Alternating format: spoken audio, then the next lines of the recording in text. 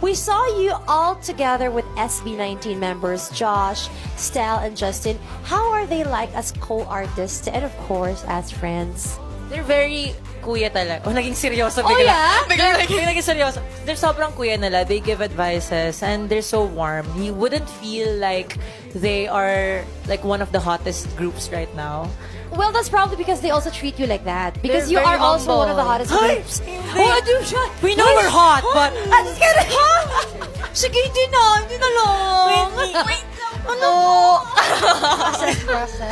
Very humble But yeah. po talaga sila. Yeah. As And yung mga advice nila, especially, I had one long conversation with Kuya Pablo and grabe na-twist yung brain ko. Like, Paano na-twist? parang, Wow, enlightenment.